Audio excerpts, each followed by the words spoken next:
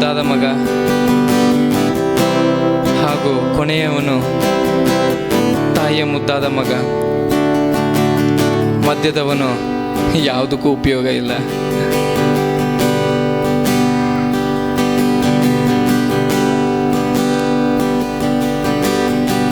ಆತನಷ್ಟು ಚೆನ್ನಾಗಿ ಓದ್ತಾ ಇರಲಿಲ್ಲ. 100ಕ್ಕೆ 35 ಜಸ್ಟ್ ಪಾಸಿಂಗ್ ಮಾರ್ಕ್ಸ್ ಅಂತ ತೆಗೆದುಕೊಳ್ತಿದ್ದ. ಪುಣ್ಯಾತ್ಮ ಹೇಗೋ 1994ರಲ್ಲಿ BComನ ಕಂಪ್ಲೀಟ್ ಮಾಡ್ದ. ಅದು ಹೇಗಂತ ನಮಗೂ ಗೊತ್ತಿಲ್ಲ. ಅದನ್ನು ನಾವು ಆತನಿಗೆ ಕೇಳಬೇಕು, ಯಾಕಂದರೆ ಆತನು ಯಾವತ್ತೂ ಓದ್ತಾ ಇರಲಿಲ್ಲಂತೆ.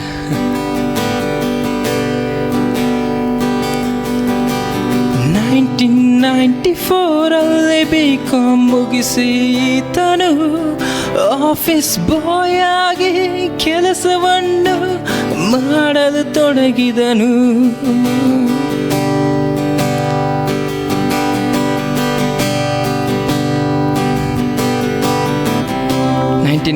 ರಲ್ಲಿ ತನ್ನ BCom ಮುಗಿಸ್ಬಿಟ್ಟು ಆಫೀಸ್ ಬಾಯ್ ಆಗಿ ಈತನ ಕೆಲಸವನ್ನು ಮಾಡೋದು ಶುರು ಮಾಡ್ದ.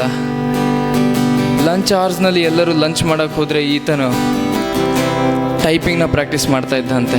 ಎಷ್ಟು ಬೇಗ ಆಗುತ್ತೋ ಅಷ್ಟು ಬೇಗ ಊಟ ಮಾಡಿಬಿಟ್ಟು ಟೈಪಿಂಗ್ನ ಪ್ರಾಕ್ಟೀಸ್ ಮಾಡ್ತಾ ಇದ್ದ. ಒಂದು ದಿನ ಆತನು ಕೆಲಸ ಮಾಡುತ್ತಿರುವ ಸ್ಥಳದಲ್ಲಿ ಯಾವ ರೀತಿ ಒಂದು ಗೊಂದಲ ಬಂತೆಂದರೆ, ಮೇನ್ ಟೈಪ್ ರೈಟರ್ ಬರಲಿಲ್ಲ. ಆ ದಿನ ಗೂಡ್ಸ್ ಇಳಿಸಿದ್ವಿ, ಇನ್ವಾಯ್ಸ್ನ ನಾವು ಹಾಕ್ಕೊಡ್ಬೇಕಿತ್ತು. ಇನ್ವಾಯ್ಸ್ನ ಬರೆದುಕೊಡೋಕ್ಕೆ ಟೈಪ್ ರೈಟರ್ ಇರಲಿಲ್ಲ. ಆ ಸಮಯದಲ್ಲಿ ಆ ಆಫೀಸ್ ಬಾಸ್ ಇದ್ನಲ್ಲ, ಅವನು ಗೊಂದಲಗೊಂಡ್ಬಿಟ್ಟು ನಾನು ಏನು ಮಾಡಲಿ ಈ ಸಮಯದಲ್ಲಿ ಅಂತ ಕೇಳ್ದ. ಆ ಸಮಯದಲ್ಲಿ ಈ ವ್ಯಕ್ತಿ ಇದಾನದ ಹೋಗಿ ಹೇಳ್ದ, ಸರ್ ನಾನು ಈ ಕೆಲಸ ಮಾಡ್ತೇನೆ. ಆಗ ಆತನ ಇವನ ಮೇಲೆ ನೋಡಿಬಿಟ್ಟು ನಕ್ಬಿಟ್ಟ, ನೀನು ಮಾಡ್ತೀಯ ಈ ಕೆಲಸನ? ಸಾಧ್ಯ ಇಲ್ಲಪ್ಪ, ನೀನೊಬ್ಬ ಆಫೀಸ್ ಬಾಯ್, ನಿಂದು ಬರೀ ಟೇಬಲ್ ಕ್ಲೀನ್ ಮಾಡೋದಷ್ಟೇ, ಇದು ನಿನ್ನ ಹತ್ರ ಆಗಲ್ಲ, ಇದು ಟೈಪಿಂಗ್. ಆಗ ಆತನ ಹೇಳಿದ,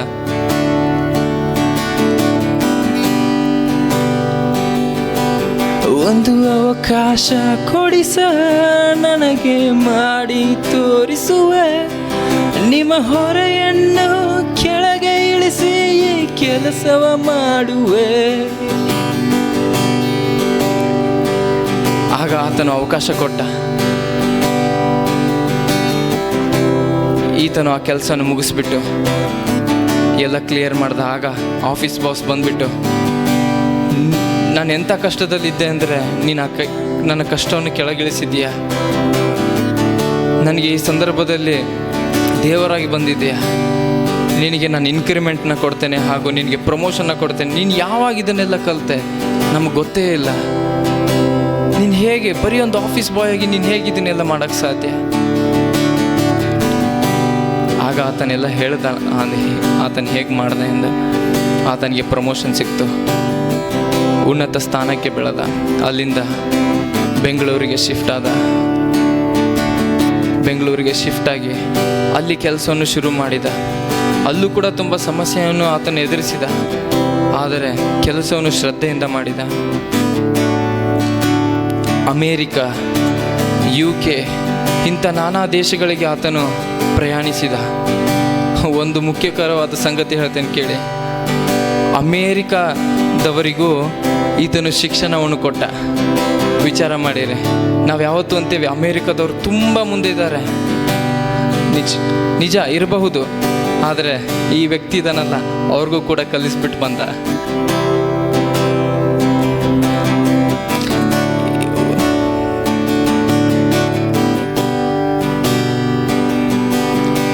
ಶ್ರದ್ಧೆ ಭಕ್ತಿಯಿಂದ ಈತನು ಕೆಲಸ ಮಾಡಿದನು, ಉನ್ನತ ಸ್ಥಾನಕ್ಕೆ ಏರಿ ಹೋದನು.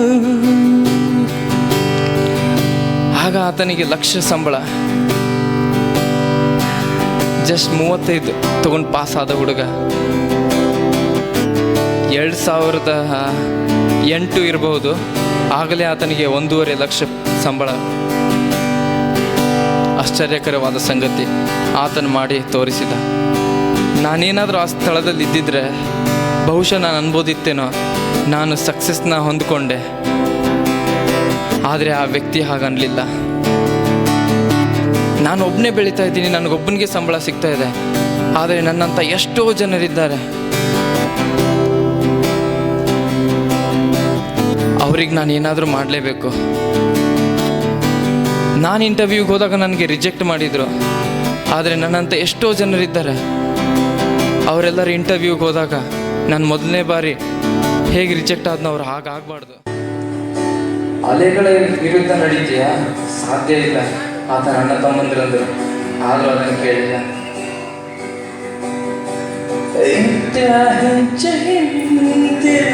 ನಡೆದ ಆತನು ಅಲೆಗಳನ್ನು ಎದುರಿಸಿ ಗುಡ್ಡ ಹತ್ತಿದರು. ಎಲ್ಲ ಅಲೆಗಳ ಎದುರಿಗೆ ಆತ ನಡೆದ. ಎಂಥ ಕಷ್ಟ ಬಂತು ಎಲ್ಲವನ್ನು ಸಹಿಸಿಕೊಂಡ. ಆಗ ಆತನ ಸಂಬಳವನ್ನು ಬಿಟ್ಟು ಬಂದಾಗ, ಆತನ ಕೆಲಸವನ್ನು ಬಿಟ್ಟು ಬಂದಾಗ ಆತನ ಸಂಬಳ ಕೇವಲ 3,000 ರೂಪಾಯಿ ಆಗಿತ್ತು. ಧಾರವಾಡಿಗೆ ಬಂದಾಗ ಆತನ ಹತ್ರ ಏನೂ ಇರಲಿಲ್ಲ. ಮದುವೆ ಆಗಿತ್ತು, ಒಬ್ಬ ಮಗ ಇದ್ದ, ಫ್ಯಾಮಿಲಿ ರೆಸ್ಪಾನ್ಸಿಬಿಲಿಟಿ ಇತ್ತು ಆತನ ಮೇಲೆ. ಅದನ್ನು ಏನು ಆತನು ವಿಚಾರಿಸಿದ.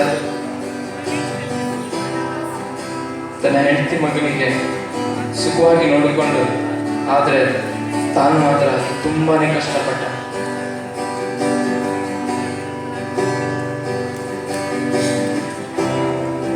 ನಿರ್ಧರಿಸಿದ. ಆ ಒಂದು ಕಮಿಟ್ಮೆಂಟ್, ಡೆಡಿಕೇಶನ್, ಡಿಟರ್ಮಿನೇಷನ್ ಯಾವುದನ್ನು ಆತನು ಬಿಟ್ಕೊಡ್ಲಿಲ್ಲ.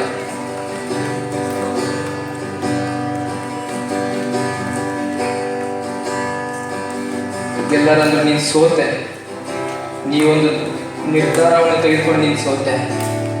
ಆಗ ಆತನಂದ, ಸೋತವನೇ ಗೆಲ್ಲುವನು, ಗೆಲುವು ಹಾಗೆ ಬರಲ್ಲ. ಯಾರು ಸೋತಾರ ಅವರದೇ ನಿಶ್ಚಿತವಾದ ಗೆಲುವು, ಯಾರು ಸೋತಾರ ಅವರದೇ.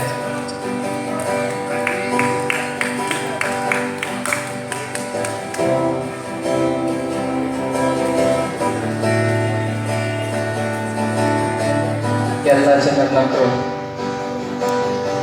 ಸಂಬಳ ಇಲ್ಲ, 1.5 ಲಕ್ಷ ಬಿಟ್ಟು 1,000ಕ್ಕೆ ದುಡಿಯಲು ಶುರು ಮಾಡಿದ. ಲಕ್ಷ ಸಂಬಳ ಬಿಟ್ಟು 1,000ಕ್ಕೆ ದುಡಿದ.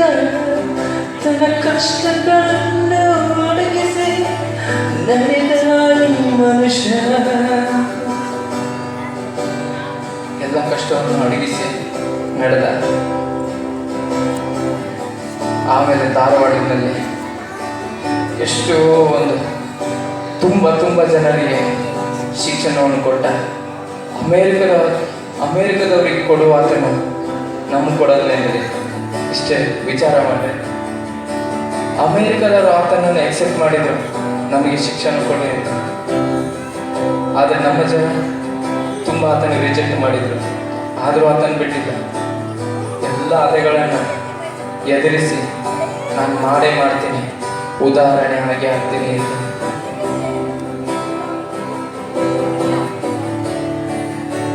ಕಷ್ಟದಿಂದ ಆತನಿಂದ ಒಳ್ಳೆ ಶಿಕ್ಷಣವನ್ನು ಆತನ ತುಂಬ ಜನರಿಗೆ ಕೊಟ್ಟ. ಅದೇ ಸಮಯದಲ್ಲಿ ಆತನ ಕೈ ಕೂಡ ಒಬ್ಬ ಮನುಷ್ಯ ಇಲ್ಲದ.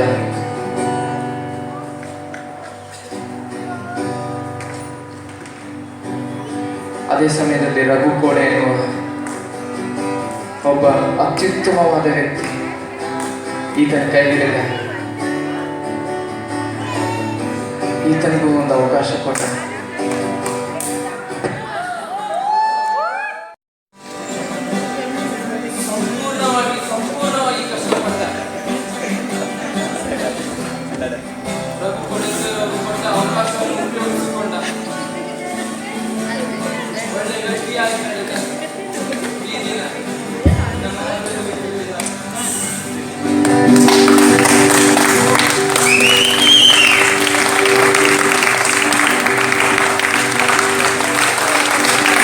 ದಯವಿಟ್ಟು ಕೂತ್ಕೊಳ್ಳಿ.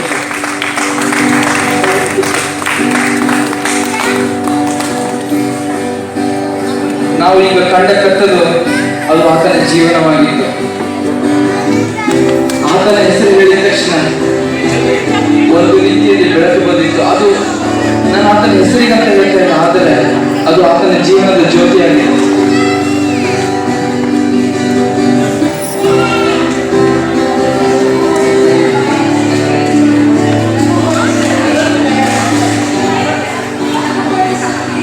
ದಯವಿಟ್ಟು ರಘು ಕೋಡೇಶ್ವರ್ ಅವರು ಸ್ಟೇಜ್ ವೇದಿಕೆ ಮೇಲೆ ಬರಬೇಕೆಂದು ವಿನಂತಿಸುತ್ತೇನೆ.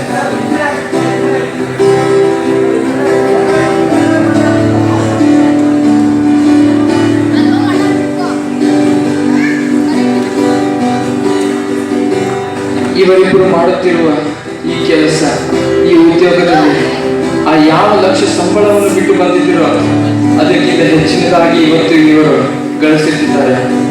ಹಣ ಒಂದೇ ಅಲ್ಲ, ತೃಪ್ತಿ, ಮನಸ್ಸು ಶಾಂತಿ, ಕಂಪ್ಲೀಟ್ಲಿ ಪೀಸ್ಫುಲ್ ಮೈಂಡ್.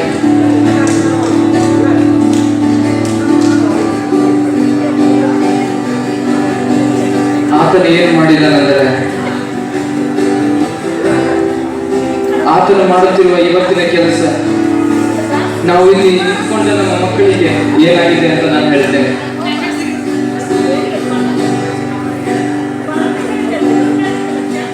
ಇಲ್ಲಿ ಕೂತ ಜನರೇ LCC ನಡೆಸ್ಕೊಂಡು ಹೋಗ್ತಾ ಇದ್ದಾರೆ. ಅದೇ LCC ನಾವು ಇವತ್ತು ಕಲಿತಾ ಇದ್ದೇವೆ. ಆ LCC ನಮ್ಗೆ ಏನಾಗಿದೆ ಅಂತ ನಾನು ನಿಮ್ಗೆ ಹೇಳಲು ಇಷ್ಟಪಡ್ತೇನೆ. ನಮಗೆ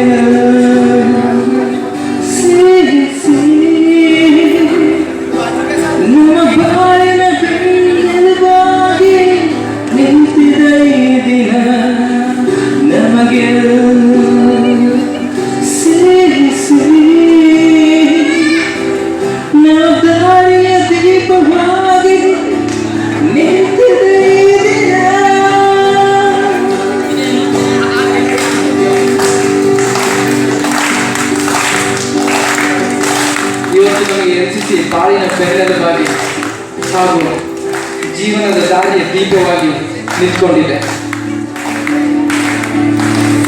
ಅದರಿಂದ ನಮ್ಮ ಮಕ್ಕಳಿಗೆ ಏನಾಗಿದೆ ಅಂತ ನಾನು ಹೇಳ್ತೇನೆ.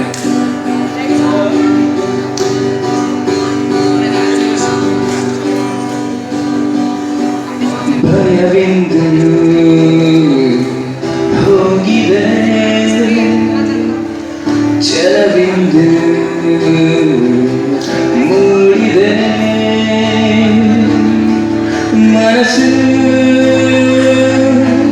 ಮತ್ತೆ ಮಿಡಿದಿದೆ, ಕನಸು ನೆನಸು ಅಗಲಿದೆ. ನಾ ಹಾಡುವೆ ಹಾಗೆ ಸುಮ್ಮನೆ, ಹಾಗೆ ಸುಮ್ಮನೆ.